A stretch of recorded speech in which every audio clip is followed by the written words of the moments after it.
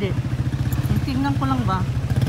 Ito yung claim na kailangan i-report yung... Kailangan ko i-report yung hindi raw na renew na baril ko today here in the police station. Kaya yung certification ng sunog ng bahay namin na i-submit namin dito. 1:40. Nandito kami. At hintayin namin yung nasa investigation at ano raw ipaprocess yung pag-delete ng name ko, record nung ginamit kong firearm na nasunog. Yun. Ay, tapos na kami dito naglakad. Galing kami sa police station para dito sa firearm license nung nasunog na firearm ko, guys. Nandito. Ewan ko, binibidyo ko lang to, pero ewan ko kung i-post ko ba. Parang awkward. Ito kasi yon o yung anong tawag dito? Parang yung parang mo, di binabayaran daw. ayan Mary Jane Sarmiento Salvador, Bipinting Avenue. Ayan, dear sir, madam, please be informed that based on Firearm Information Management System FIMS records, the license of your firearm described below had expired on date indicated. Ayan. Ang firearm na ito ay nasali sa pagkasunog ng bahay namin, guys. Kaya pinakita namin yung certification ng pagkasunog ng bayan, yung pinirmahan ng hepe ng bumbero. Nilatad namin doon dito sa City Police Office, Police District of Tagbilaran City. Doon kami galing at ayan, tinawag kami, pinatawag ako lang pala dahil ako lang ang nakapangalan. Ako lang ang nakapangalan, kaya ayan, pinakita ko yung papel na yun talaga ay nasunog. Kung masunog ang bahay, napakalakas ang apoy, ay talagang hindi na maporma yun, bakal lang yun Kaya hindi na na-recover, wala na. Ngayon, sa records nila ay nag-result pa rin na yun, nandun sa records nila na nandyan pa rin at hindi na renew ang license. Namoy iced tea. Siya naman ay nag-order na ngayon ng pagkain, guys. Ayan siya. Dahil ang oras ay alas 2 na. Sprite na lang. Inabot kami ng alas 2. My God. Tayong lahat, pare-pareho. Ay, 4. 4 na quarter pounder. Quarter pounder? Oo. Okay. Okay. Kaway lang. Coke lang din sa upat, sir. O saka yung 10 pieces na yung chicken nuggets. Nuggets? Oo. Okay. 10 pieces, Powder niyo ba sa upat, sir? Okay. Okay, price mo na lang, sir, 1,032. Oo, sige.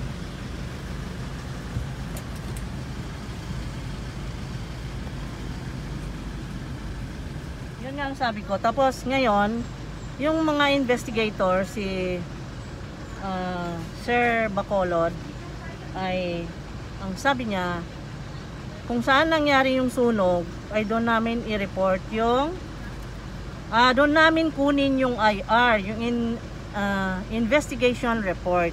Kasi yun ang kailangan nila sa investigation report, doon sa copy ng investigation report from that place kung saan na-locate yung sunog, kung saan nangyari na na-damage yung baril at nasunog, ay doon kami kukuha ng IR.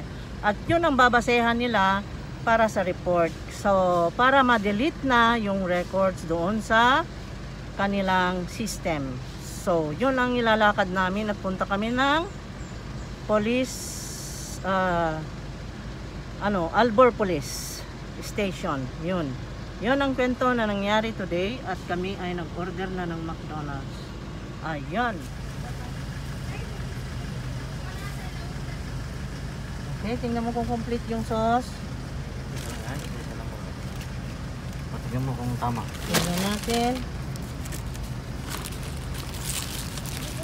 Minsan di nagbibigay ng sauce Okay. Ito naman ang pinaka-hate ko sa lahat. Ang sarap pa naman ng sausawan na, sabi ko. Pinaka-hate ko itong chicken nuggets. Kahit na sabihin mong bigyan ka ng bago, bigyan ka ng, rubberized gyud na. Kapangit. Pangit naman ito, Ang pangit. Ang tigas, di bagong luto. Leftover niya. Kakaasar naman. Pakakainin ka ng leftover, eh ang mahal pa nito. Magkano ba yung isa nito? Isang box? Basta binayaran ko 1,000 plus.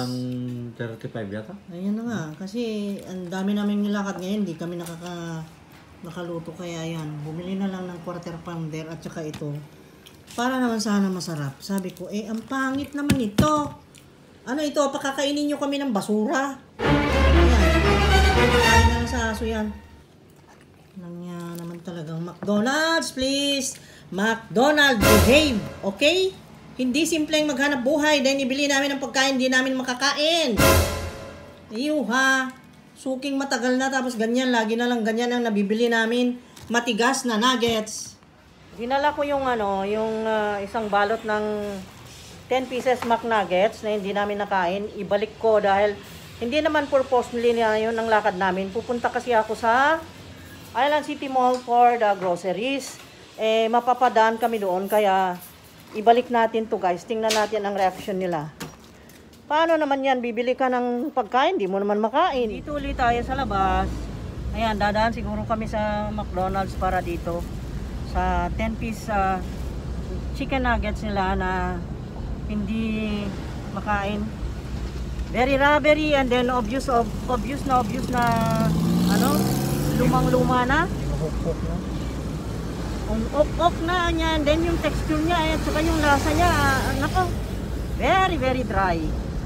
Kaya puntahan natin, and then hindi naman nito ang talagang sadya, pero pupunta kasi kami, madaanan kasi dyan McDonald's dyan bago lumiko doon papunta sa supermarket. Kaya ang sadya talaga namin is to go to grocery shopping. Kaya ireklamo na rin natin to dahil gusto ko sana ipakain mga kanina sa aso. Sabi ko wag na, ireklamo natin. Unfair naman yung kwarta na ibinayad, di ba? Sana kung tagpa 5 pesos lang. Masanay silang ganyan na porket take out, bigyan ka ng luma. Hindi lang isang beses ito, hindi lang ngayon ito nangyari guys. How many times na? Ngayon lang kami magbalik. Sabi ko nasanay na sila, kaya ibalik natin. Sabi, papunta rin lang tayo sa grocery, madaanan, kaya punta natin. Ang alam ko sa mga fast food chains, yung food nila ay meron yung span of time. Kung halimbawa naluto na ito, and then within that span of time meron silang siguro mga let's say 30 minutes hindi na nila isa-serve. Yun ay tapon na nila kasi ayaw na lang mag-serve ng yung mga ganyan na hindi na makain na mga luma, katulad ng burger. Halimbawa nandyan na sa shelf nila ng mga 15 minutes yata o 30 minutes, ewan ano yung may span of time yan. Dito naman sa atin walang care, pinapakain ng luma. Hindi gano'n ang patakaran ng McDonald's, alam ko yan.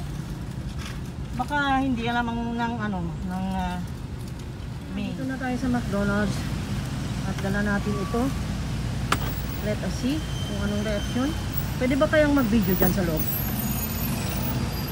Tayo yung shield. So, ulit lang po. Parang diba? Are open.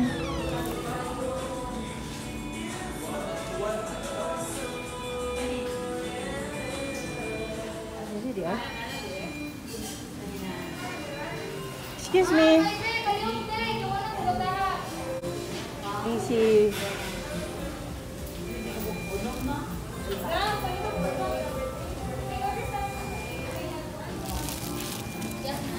Excuse me, my first time na ako magreklamo kay kanunay jud mi og kanang drive-thru pero dili man makaon kanunay ning inyong nuggets kaya gisadya na mo bisag maggasolina mi kay dili ko gusto mo kaon miging ay mo palit og luma dai please paki-check. Kanunay na lang luma among makuha, dugay naming suki dire. Rubber rice without taste. Maot. And then 180 ba yan ang napura, di ba? That is not simple na problem na mo para na mo. Sige, sorry okay. Si Mama regards ko di mo dyan.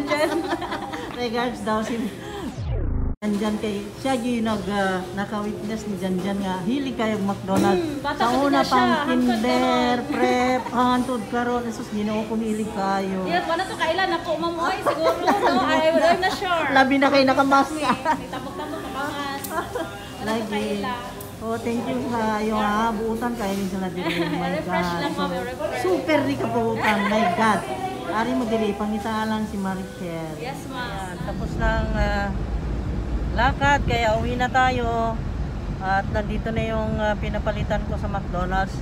At nagpapasalamat ako kang Ma'am Marichel, yung manager nila sa McDo, na mga babies pa yung mga bata, suki na namin yan. Ang tagal na niya doon sa McDo at talaga ang bait, sobra. Ayan, inasikaso kami at nako, tignan nyo naman. Meron pa siyang pinalitan nila ng bagong luto yung nuggets, tapos ang dami nilang freebies.